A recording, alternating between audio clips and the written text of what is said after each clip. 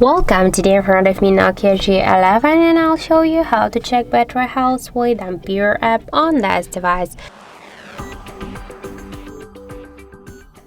So let's just first get the application from the Play Store. That's why just here in the search we'll enter Ampere.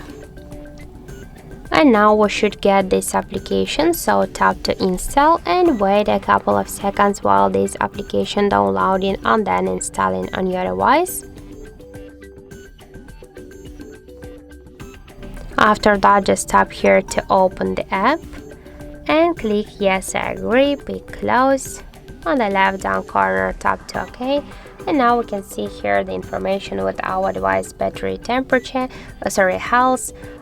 In my case, that's good. Here we can see also more info about our device battery, like the level, capacity, temperature, and just Android version, model of our device, and more other info.